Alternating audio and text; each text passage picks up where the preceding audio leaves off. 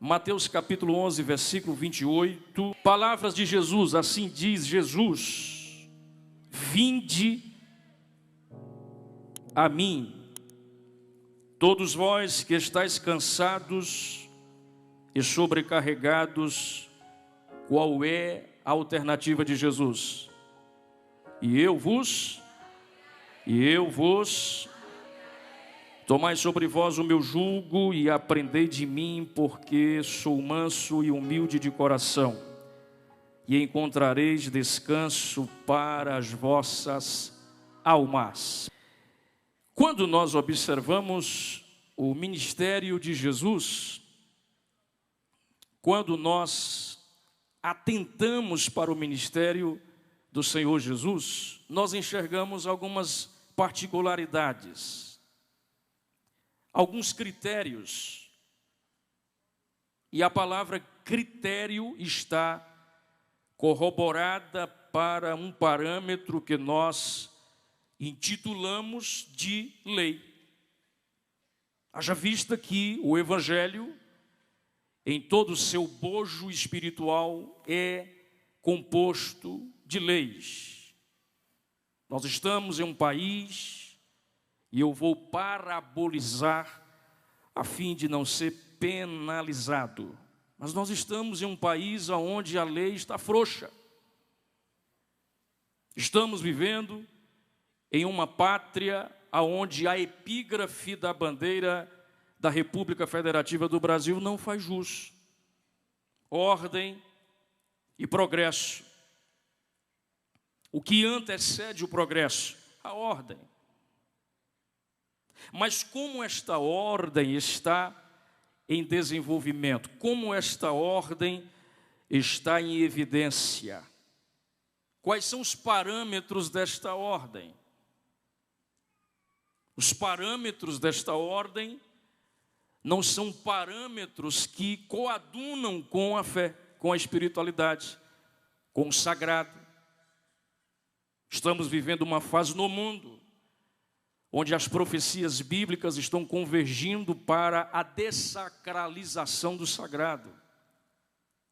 Ideologias que estão tentando macular a fé, ferir os nossos princípios e valores morais. Haja vista que Jesus, ele vai propiciar a raça humana, e a priori o seu colegiado de discípulos, os apóstolos do Senhor Jesus, foram privilegiados por degustarem experiências bíblicas, espirituais e morais a respeito da vida, a respeito dos desafios no que tange aos nossos valores que nós defendemos com muito afinco e responsabilidade. Jesus não foi um astro a ponto de ser ovacionado pelas multidões. Aonde Jesus ia, a multidão lhe seguia, mas esta multidão era a minoria. A grande massa perseguia Cristo. Estive recentemente em Israel e, fazendo um laboratório teológico literalizado, percebi que Jesus era rejeitado pelos judeus. Então Jesus não era aceito pelos judeus. Quem é que leva Jesus ao Calvário? A política de Israel. Quem é que leva Jesus ao Calvário? Os interesses particulares dos governantes, que não compreendiam a propositura na pauta daquilo que Jesus estava a apresentar. Então Jesus, ele propõe para os homens o critério da lei moral. Diga bem forte: o Evangelho é a lei moral vinda de Deus e internalizada nos corações. E este Evangelho vai gerar o quê? Ele gera o comportamento ilibado. ele gera a postura e a compostura de um sujeito que ora vivia para a amartia, para o pecado, que é o conceito de pecado no grego. E agora ele está vivendo outros modos viventes, outro tipo de postura, de comportamento. Como é que a ciência explica isto?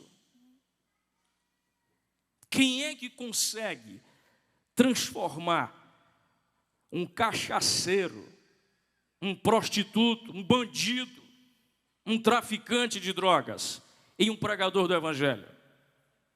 Quem é que consegue transformar um Saulo de Tarso em um Paulo? Se não for os auspícios espirituais do Evangelho. Mas não é este Evangelho barato que nós estamos a presenciar. O Evangelho de Cristo é, sem sombra de dúvidas, a pauta divina que norteia o ser humano. E esta pauta divina que norteia o ser humano tem a métrica de sanar um buraco, um vácuo, uma implosão espiritual na alma dos homens, chamada arbitrariedade. Jesus está apresentando o convite mais importante da história. Qual foi o convite mais importante da história? Este aqui. Ele está chamando todos os que estão com o diagnóstico do cansaço e da sobrecarga espiritual do pecado. O que é que está destruindo a humanidade, os mais de 8 bilhões de seres humanos? O pecado. O Senhor Jesus diz: e assim como nos dias de Noé, comiam, bebiam, casavam e davam-se em casamento, e veio o dilúvio. Então esta letargia espiritual, na evidência da apostasia, está gerando esta descaracterização espiritual, moral, afetiva. Aonde estão os nossos filhos? Aonde está a nossa família? Como vai a nossa relação pessoal, interpessoal, conjugal, afetiva? Como vai a nossa relação se o pecado rompeu? A internet passou a ser a mola mestre da existência humana. O entretenimento, e soteriologicamente falando, a salvação é o escape. A palavra salvação deriva do latim, que significa salvare, ou seja, tornar seguro, sem ferimento, sadio. Isto se relaciona com a boa saúde de uma fonte inesgotável. Então, nós somos frutos da soteria, da salvação. Quem é que nos mantém de pé? A salvação em Cristo Jesus. Quem é que nos mantém firmes? A salvação em Cristo Jesus. No grego, soteria. No hebraico, Yeshua. Termo de raiz hebraica que significa salvar. Escapar, olha para mim. Escapar da corrupção que há no mundo. O que eu estou pregando aqui para vocês nada mais é do que o puro e genuíno Evangelho. Para abalarmos Alagoas, Ceará, Pernambuco, Paraíba, Rio Grande do Norte, Rio de Janeiro, São Paulo, Minas Gerais, Brasil, para abalarmos as estruturas espirituais da nação brasileira, é preciso inocular na mente dos brasileiros o Evangelho. E o que é esse Evangelho, pastor João Marcos? As boas novas. Os nossos argumentos não podem ser argumentos humanos e semelhantes aos argumentos dos ímpios. Paulo, escrevendo para a igreja da Galácia do Sul, Gálatas capítulo 5, Paulo diz: para a liberdade foi que Cristo nos libertou, permanecei, pois, firmes, e não vos submeter de novo a jugo de escravidão. Ele está falando sobre a lei que oprime, o legalismo religioso, a religião que asfixia, que descaracteriza, a religião, eu posso desenrolar o rolo, posso falar? A religião que não põe limites, a religião que não põe regras e rédea,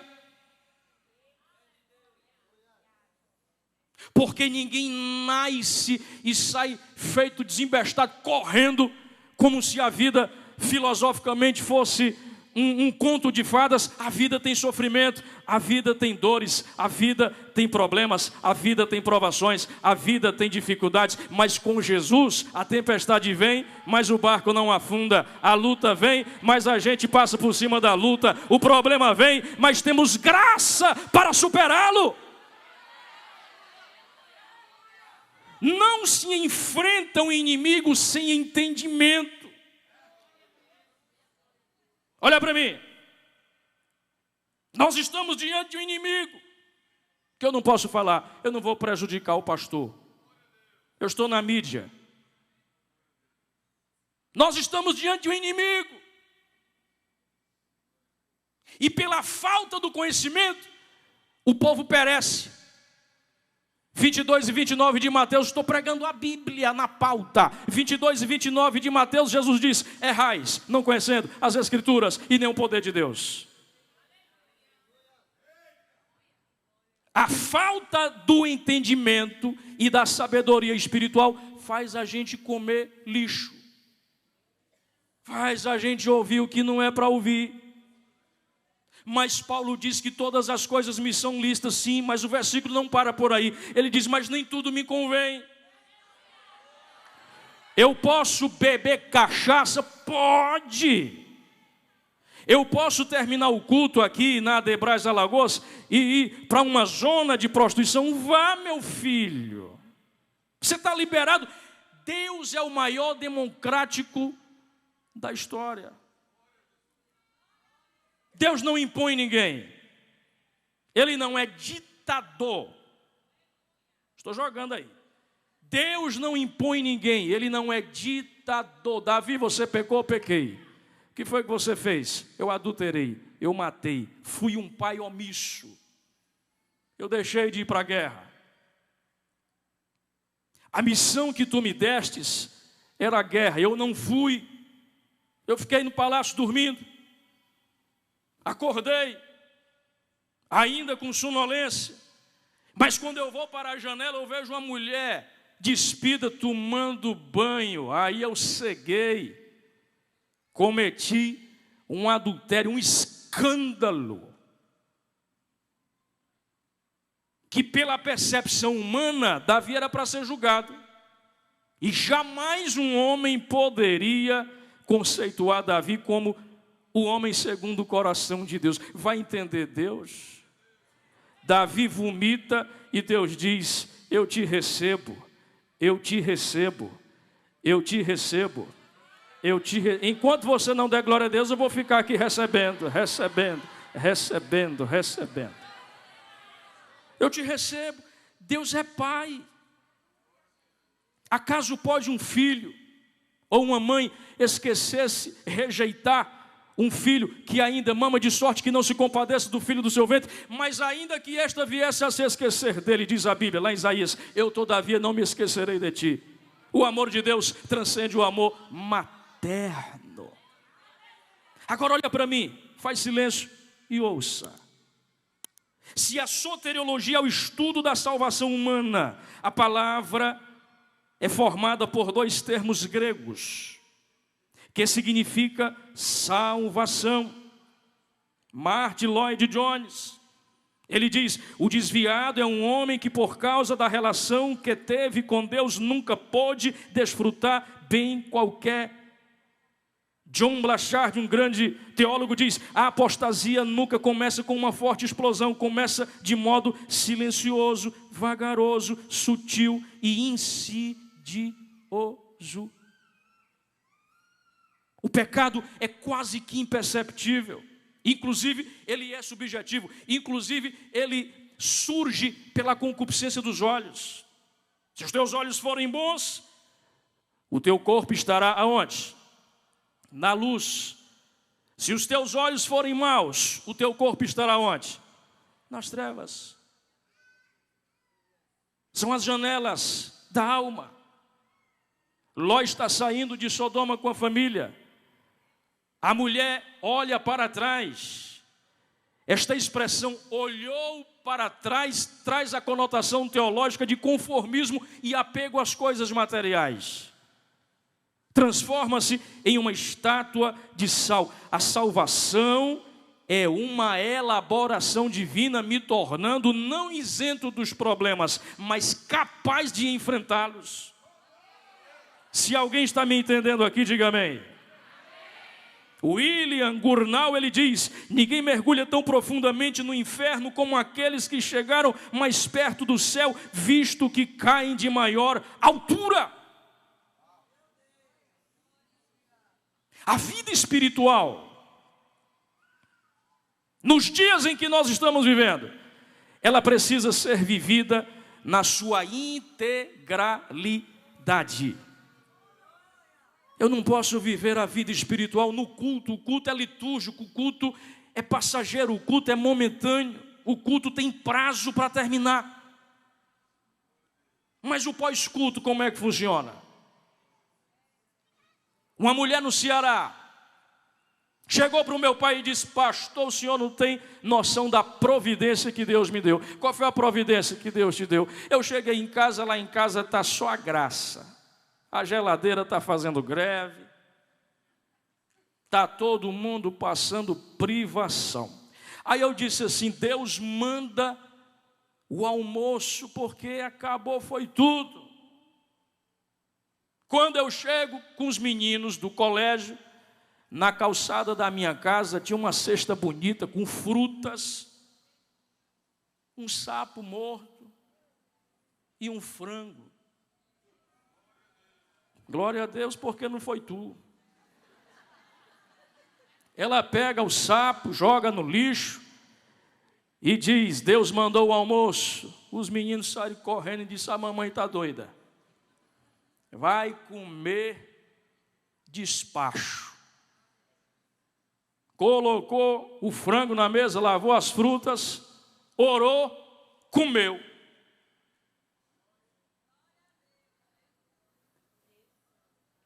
O que é isso? Loucura, insanidade ou conexão?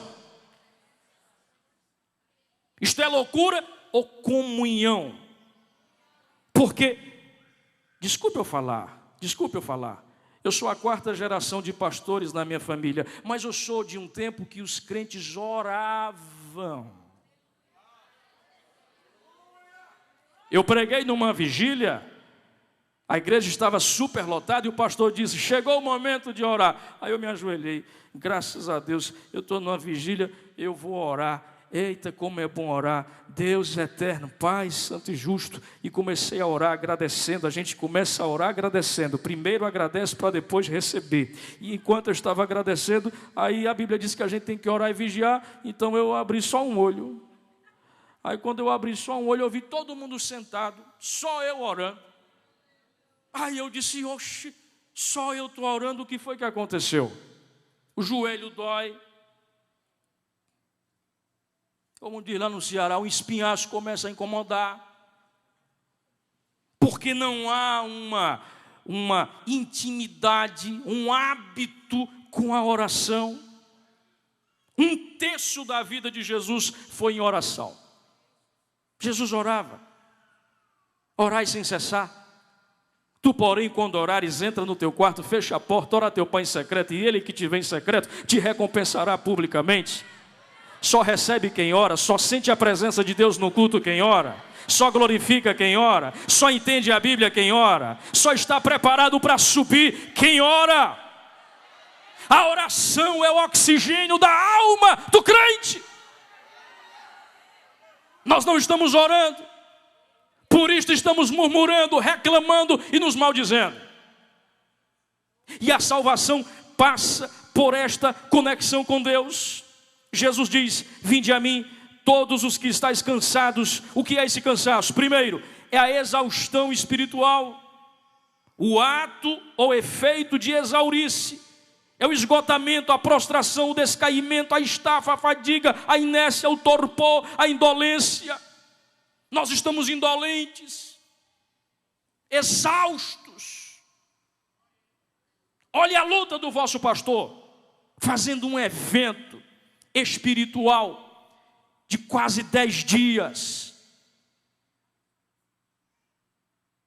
E Deus o usando com graça, mas ainda tem os do contra, que não recebe e ainda sai da igreja dizendo: o culto não prestou. Eu não senti nada, mas você está desligado. O Wi-Fi do céu está desligado, mas quem está com o Wi-Fi do céu ligado sente a presença do Eterno. Sente. A exaustão espiritual rompeu a nossa relação com Deus. Exaustos espirituais. Aqui em Alagoas está tendo um evento aí de forró bodó. É assim ou não é? Até 5 da manhã e o povo dançando. Que hora é, menino? 3? Que hora é? 4? Que hora é? 5? Não vou embora não. E dança que o solado do sapato se acaba. Mas quando aceita Jesus, começa a olhar para o relógio. Quando aceita Jesus, não aguenta um culto inteiro, mas passa o dia inteiro vendo besteira na internet. Tem calo nos dedos, mas não tem calo no joelho. E aí? Os dedos, irmão, não dá nem mais Pai do Senhor, Pai do Senhor, irmão. Não consigo não. Estou vendo Instagram, Facebook, WhatsApp. E o joelho? Bem limpinho. Antigamente se conhecia crente pelo joelho. Se tinha 2 bolotas pretas, é homem de oração. Uma vez Deus me repreendeu. Eu fui orar, pastor Jacques. Dobrei o joelho e comecei a orar. Eu amo os que me amam e os que me buscam de madrugada me acharão. De madrugada a fila é bem pequenininha e o silêncio é grande. Dobrei meu joelho de madrugada, a mulher roncando, minha menina dormindo, tudo escuro, e eu comecei a orar. E eu sou pentecostal. E ao passo que eu orava, eu bocejava. Diga aleluia não. Cada oração eu fazia: ai Jesus, mas tu és maravilhoso. Oh Deus, obrigado Senhor. Daqui a pouco eu estou babando e dormindo. Eita glória. Babando e dormindo. 2:30 da manhã, a mulher parece que bateu o pé. Jeová acordou ela, disse: acorda. Aí parece que ela bateu o pé, eu acordei. Quando eu acordo de joelho, digo: meu Deus, dormi orando. Que vergonha. Eu nem olhei para o céu. Eu botei assim o lençol. Aí Satanás disse assim: é tão fraco que o bicho velho fala. Ele é acusador. É ou não é?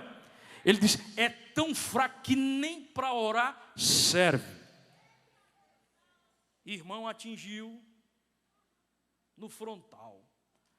Porque eu sou fraco. Fui orar e dormi. Aí Deus resolveu falar. Deus fala? Deus ainda fala? Deus disse assim: é tão íntimo que dormiu nos meus braços. É melhor dormir de joelhos dobrados do que ficar acordado pensando no que não é para pensar. A exaustão espiritual, vamos correr, a exaustão espiritual vai gerar em mim opressão. Você sabe o que é opressão? Sabe o que é uma pessoa oprimida? É uma pessoa acorrentada. Ela é gerida e administrada por demônios. A salvação é uma blindagem. Aquele que crê em mim, como diz as Sagradas Escrituras, disse Jesus, do seu interior fluirão rios de água viva. Rios de águas vivas. Rios de águas vivas. Rios de águas vivas. Rios de águas vivas. Dinamismo, intimidade, comunhão, autoridade, poder, graça, força, equilíbrio, estabilidade, fundamento, fé, esperança. A vida com Deus faz a gente vencer a opressão. Substantivo feminino do latim oppressio, que significa puxar contra, esmagar, empurrar contra. Opressão significa isso. Aí para a igreja, não. Eu não sei como é aqui, mas se a ceia for domingo, é uma semana de guerra. É ou não é? Já começa na segunda e quando é no domingo, o menino cai da escada. A mulher se estressa, principalmente quando ela está naquela fase do sangue, que ela está sendo testada para matar. É a TPM. Ela é testada para matar. Então você precisa ter sabedoria. Caixinha de chocolate, um cheirinho, carinho, entrega o cartão de crédito. Está resolvido o problema. Minha filha, a Santa Ceia hoje, pegue o cartão de crédito, vá, gaste o que você quiser, nós vamos para a ceia, amanhã a gente paga a fatura. Não vamos deixar nada gerar conflito na nossa vida espiritual. Olha para mim, nada pode gerar conflito na nossa vida espiritual. A vida espiritual é semelhante à confiança. Uma vez quebrada, acabou-se. Então Jesus está falando sobre esta proposta de alívio. Vinde a mim todos os que estáis cansados, e eu vos aliviarei. Para descansar em Deus precisamos ir a Ele. Para descansar em Deus precisamos aprender sobre Ele. Para descansar em Deus precisamos pôr em prática seus ensinamentos. E a confiança. A confiança. Eu era pastor numa cidade chamada Maranguape, terra de Chico Anísio, o maior humorista da história. Meu pai me colocou lá. Saí de uma igreja com 1.500 membros e assumi uma igreja com 50 crentes. No primeiro culto eu disse, Deus tem misericórdia da minha vida. Mas o Senhor me colocou ali para uma grande revolução espiritual. E em pouco tempo, em 6 meses, aquele trabalho prosperou. Aí Deus abriu a torneira. A torneira estava tão aberta lá em casa, mas não era a torneira literal, era a torneira espiritual. Não faltava nada lá em casa. Eu já estava mal acostumado. Lembra de Elias? Lá no Ribeiro? Todo dia, durante 3 anos e meio, ele olhava para cima, o corvo chegava, derrubava carne. Ele já estava mal acostumado, até que o ribeiro se secou e Deus já tinha preparado outro local para ele ir. A torneira estava aberta lá em casa. Geladeira cheia. Diga glória. A mulher com vestidos bonitos, diga amém. Rebequinha com o leitinho que ela gosta, leitinho, ou leite caro. Até que Deus chegou e disse assim: você está muito confortável, eu vou fechar a torneira. Aí Deus fechou a torneira. Quando Deus fecha a torneira, acabou tudo, menos a fé, menos a fé, menos a fé, menos a fé. Acabou tudo. Dois dias sem comer nada. 2 dias sem comer nada. Eu olho para o meu celular e vejo contatos de amigos prósperos que, se eu ligasse e dissesse: ô irmão, me ajuda aí que eu estou na prova, e esses irmãos me ajudariam. Mas eu olhava para o celular e Deus dizia assim: desliga, passa pela prova, passa pela prova, passa pela prova, passa pela prova. A prova é pedagógica, a prova ensina. A prova é passageira, não é vitalícia. A prova traz-nos experiências. A prova traz-nos lições.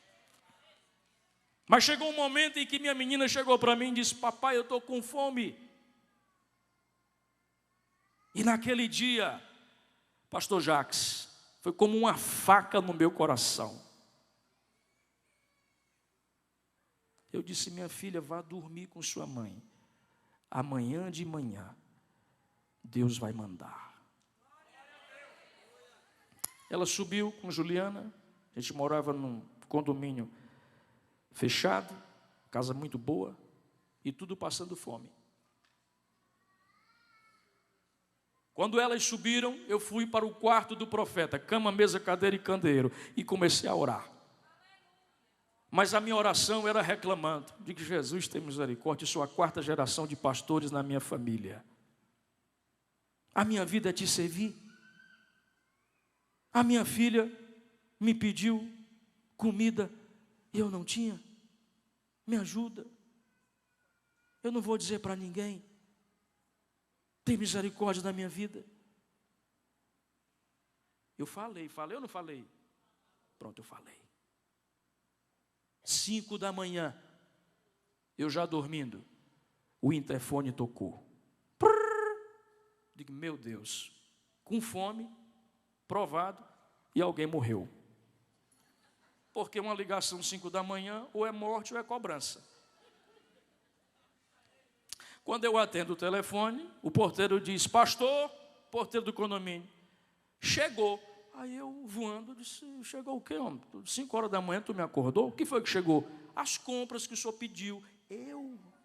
Peraí. Eu disse: eu? Aí Jesus, em milésimo de segundo, eu pensei: se eu digo que não é para mim, eu perco a bênção. Se eu digo que é para mim, e se for para o prefeito que morava vizinho a mim? O escândalo na cidade: o pastor roubou as compras do prefeito. Aí o porteiro disse: e aí, pastor, o rapaz pode entrar? Eu disse: mande, meu filho, mande, eu já estou esperando, mande. Aí eu disse: misericórdia, será que é para mim? Aí, e as meninas dormindo. Disse: meu Deus, tem misericórdia. Fui de pijama lá para fora, lá vem um rapaz na moto, quase caindo. Eu digo: meu Deus do céu, não é para mim não. E Jesus disse: é. Aí Deus disse assim: ó, tu não me pediu de madrugada. Aí eu disse assim: mas 5 da manhã, 5 da manhã. Aí Deus disse: eu faço do jeito que eu quero. Aí o rapaz da moto chega, aí eu digo: é para mim mesmo? É para o senhor, pastor. E eu estou enfesado lá no Ceará, é com raiva, dormindo. E o meu patrão liga para mim. O patrão dele era meu co-pastor, que era dono de um supermercado. Ligou para mim dizendo: vá correndo para o mercantil. Patrão, é 5 da manhã. Vá correndo, senão perde emprego. Geuze chega lá. Geuze é a esposa do irmão Osmar. Patrão, tá doido, 5 da manhã. Eu nunca tinha visto isso. Ele chega lá com a irmã Geuze. Geuze, Pega aí 4 carrinhos de compra e bota tudo que tem direito para o pastor. Eu fui orar de madrugada e Deus disse assim: ajude o meu servo que ele está arrancando os cabelos da cabeça. Irmão, e o pior que eu estava. Quando esse rapaz traz as compras, era tanta compra que eu criei autoridade. Aí eu comecei a acreditar que era para mim. Aí eu disse: bora, meu filho, bora entrando logo, vai, bora. Aí eu já comecei a, entendeu? Bora, rapaz, trabalhar, senão tu vai perder emprego, bora. Aí sobrou um saco. Eu disse: e o que é esse saco? Esse aqui foi a irmã Geus que mandou. E o que é? Leitinho. Eu disse para a Rebequinha. Eu digo: pois passe para dentro, leva lá.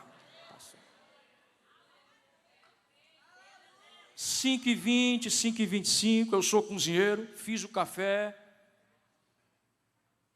o cheiro subiu, elas inalaram, e lá do quarto disseram: glória a Deus. Eu disse: pode descer, a bênção chegou. E fomos testemunhar da vitória. Quem tem a salvação vive por fé. Diga amém. Vou terminar dizendo algo para vocês. Em outra oportunidade, em outra situação, estava no culto da vitória com meu pai e minha família. Terminou o culto. Aquela fase que o pastor Jacques sabe. Início de obra. Aqueles dias que a gente fica olhando para a igreja, pedindo a Deus para alguém dizer: pastor, vamos jantar, bora. E nesse dia ninguém terminou o culto, todo mundo foi embora. E papai disse: vamos para casa, meu filho. Botou meus irmãos no carro e chegou um primo meu do interior: pastor, a cara da fome. Você olhar para ele, você já tirava o que você não tinha do bolso e dava para ele por pena. E ele chegou e disse: pastor, a gente veio do interior, a gente não tem aonde dormir. Aí pastor Gessé disse: pois vamos lá para casa. Bota a mulher no carro. Imprensou o carrinho e fomos para casa. Chegou em casa. Pastor Gessé disse: mulher, prepara a janta para a gente. Minha mãe foi na cozinha preparar a janta. E quando ela sai da cozinha, ela sai correndo. Vai lá no quarto e diz assim: meu filho, não tem nada. Aí o pastor Gessé chamou o pregador. O pregador tem a mente fértil, fala bem, tem poder persuasivo. E disse: João Marcos, vem cá, eu tenho uma missão para ti. Missão dada, missão cumprida. O que é que o senhor quer que eu faça? Converse com o pastor Ricardo e com a esposa. Mas converse. Quando ele bocejar, aí você diz: pastor, o quarto é ali. Pode entrar para dormir. Hoje nós estamos jejuando. Eu obedeci o reverendo, sentei no sofá e comecei a conversar. Como mulher mais impaciente do que o homem, a mulher começou a passar a mão no cabelo para lá e para cá, e tipo dizendo: não vai sair nada não. E eu, pastor, o culto foi uma bênção. O culto foi uma bênção. O culto foi uma bênção. O culto foi uma bênção. O culto foi uma bênção. O culto foi uma bênção. Aí ele: eu digo: está na hora de dormir. Está na hora de dormir. Está na hora de dormir. Aí a mulher olhou para mim com aquela cara, só lá no Ceará. As alagoanas são simpáticas. A mulher olhou para mim com aquela cara, tipo assim, dizendo: ih. Aí eu disse: irmã, aqui, dia de quarta-feira, depois eu pedi perdão ao senhor porque eu menti. Dia de quarta-feira a gente jejuma. Aí entraram para o quarto, foram dormir. Aí eu, graças a Deus. Fiquei assistindo o Jô Soares. O pastor Gessé sai do quarto e vai para a cozinha. Quando ele volta, ele diz assim: presta atenção. Deus. E eu estou lá, Jô Soares, beijo do gordo. Aí ele diz, se o Senhor mandasse, aí eu parei para ouvir. Um servo teu. Se você não crê, eu não posso fazer nada. Se você achar que eu estou com conversa fiada, é problema seu. Aí ele diz, se tu enviasse um servo teu, e fosse lá no Pão de Açúcar fazer umas compras para a gente. Quando eu ouvi Pão de Açúcar, eu disse, o pastor está com fome. Ele já está chegando num estágio de alucinação. E entrou e eu fiquei lá na prova, sozinho, assistindo o jogo.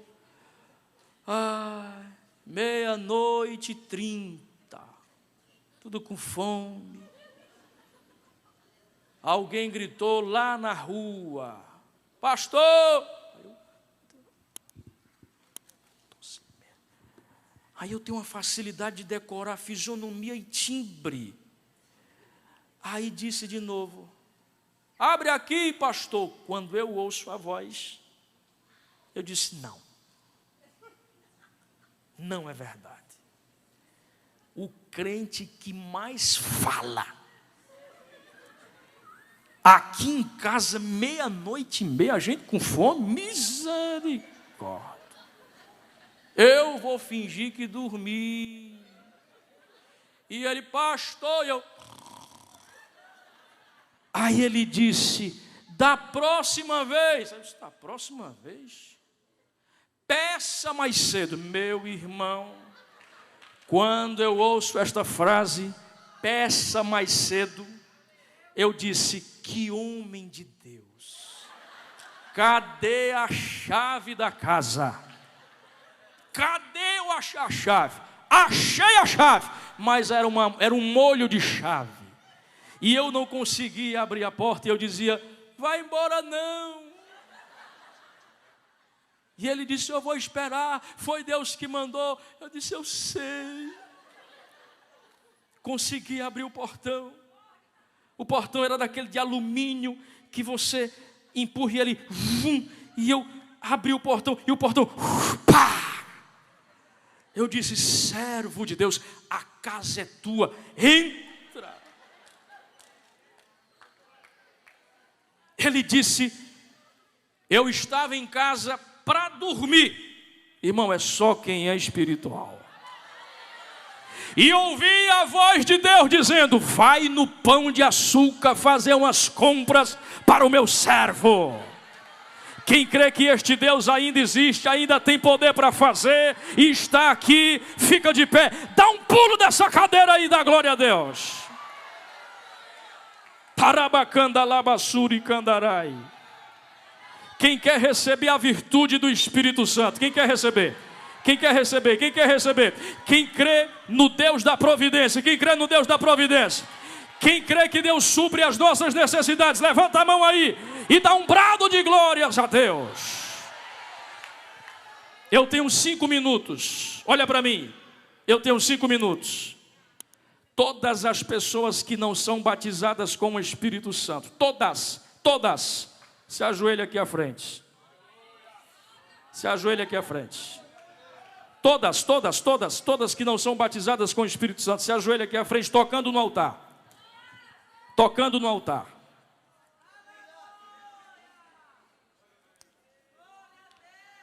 Deus falou comigo na noite deste dia e no carro do pastor que o Abala Lagoas vai abalar a igreja, para a igreja abalar o inferno. Primeiro começa aqui, para depois continuar lá fora. Você que quer ser um pregador, uma pregadora, venha também. Você que já foi batizado com o Espírito Santo e perdeu o batismo com o Espírito Santo, venha também. Venha também. Se ajoelhe aqui. Enquanto eu estiver orando, a unção de Deus que está sobre a minha vida, que me visitou no ventre de minha mãe, que aos 7 anos de idade me encheu do seu espírito e me tornou um pregador do evangelho. A mesma unção que estava no deserto com o povo hebreu, aquela mesma nuvem, ela está aqui. Ela está aqui. Estenda as mãos para cá. Só os espirituais estendam as mãos para cá. Só os espirituais, só os espirituais. Quem é espiritual discerne o mundo espiritual. Só os espirituais. Feche os olhos. Deus eterno, Pai santo e justo, Deus de Abraão, Deus de Isaac, Deus de Jacó, Deus que tudo pode, Deus que tudo faz, Deus que tudo é, Deus que dá ordem e não recebe, mata e não vai preso, abre porta, fecha a porta, mata, dá vida, o Deus de Abraão, o Deus de Isaac, o Deus de Jacó, o Deus da palavra, o Deus da graça, o Deus que pode, o Deus que tem, o Deus que faz, o Deus que levanta, o Deus que restaura, o Deus que renova, o Deus que fundamenta, o Deus que equilibra, o Deus que arrebata, o Deus que possui. Este Deus, esta noite, é digno de toda honra e toda glória. Aonde tiver um ser humano dentro desta casa com o coração aberto e sedento para receber a presença do Eterno, comecem a receber neste momento a visita ilustre do Espírito Santo de Deus. Arabacandalabassuri candarapatakassori candaramadagarrai. Sejam tocados agora, visitados pelo Espírito Santo.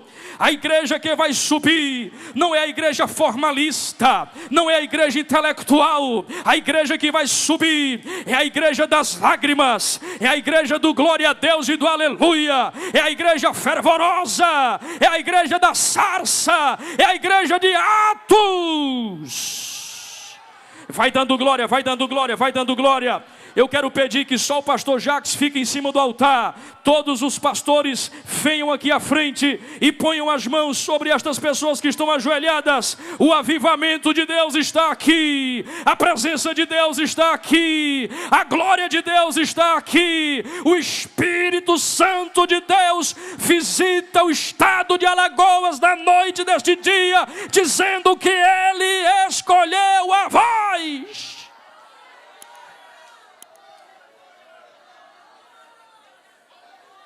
É a última colheita. É o último avivamento da história que antecede a volta de Cristo. Quem sente glorifica, quem sente adora, quem sente aplaude, quem sente pula, quem sente exalta. Abre a boca e glorifique a Deus. Jesus está curando. Jesus está renovando. Jesus está restaurando, nódulos estão desaparecendo, caroços estão sendo dissolvidos, órgãos estão sendo restaurados. Deus está renovando o nosso ministério, Deus está renovando a nossa vida espiritual. Deus não nos chamou para a letargia. Levante as mãos, levante as mãos, levante as mãos, toda a igreja, toda a igreja, toda a igreja. Toda a igreja de Alagoas, toda a igreja, Adebrais Alagoas, levante as mãos e diga: Deus. Os que estão ajoelhados também, digam: Deus, eu te rogo, enche-me, ou tire a minha vida.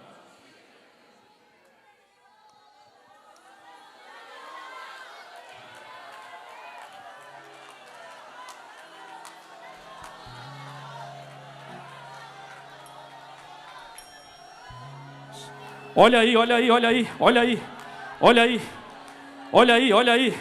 Quem é espiritual está recebendo, olha aí, olha aí. Olha aí o poder de Deus, ó. Olha o poder de Deus aí se manifestando. Jesus já está batizando. Jesus já está batizando. Jesus já está batizando. A igreja vai glorificando ao Senhor. Enquanto a irmã Kimberly estiver adorando ao Senhor agora, O dínamo de Deus vai pairar sobre esta igreja. Levante as mãos, levante as mãos, levante as mãos, levante as mãos. Jesus está renovando aqui. Jesus está renovando. Jesus está renovando. Jesus está renovando. Olha para mim. 1 bilhão de judeus só se converterão ao cristianismo se eles virem milagres. Aqui tem muita gente doente. Levanta a mão quem está doente. Levanta a mão quem está doente. Olha quantas pessoas doentes, pastor Jacques. Todas estas pessoas que estão doentes, lentamente, eu não sou sensacionalista. Eu não caí de paraquedas. Eu faço parte de uma árvore genealógica de pastores. Eu sou a 4ª geração de pastores em minha família. O meu avô era paralítico quando criança. E a oração de um homem sem cultura fez Jesus o curar. Todas as pessoas que estão doentes, saiam do seu lugar agora e toquem no altar. Amanhã o pastor vai contar os testemunhos dos milagres. Toquem no altar, na borda do altar, em algum lugar do altar, toquem. Jesus está curando. Curada, curada, curada, curada, curada, curada, curada. Jesus está curando. Jeová Rafá, o Deus que cura. O Jeová Rafá, o Deus que cura. O Jeová Rafá, o Deus que cura. O Jeová Rafá, o Deus que cura. Levante as mãos, diga: Jeová Rafá, o Deus que cura. Jeová Rafá, o Deus que cura. Agora estenda as mãos lá para fora, todos. Estenda as mãos lá para fora. E digam em alto e bom som: Deus, nós, a partir de hoje, contaremos os dias para a grande revolução que nós realizaremos neste estado. Diga bem forte: Alagoas é do Senhor Jesus. Aplauda o Senhor bem forte. Pode aplaudir o Senhor. Fica de pé.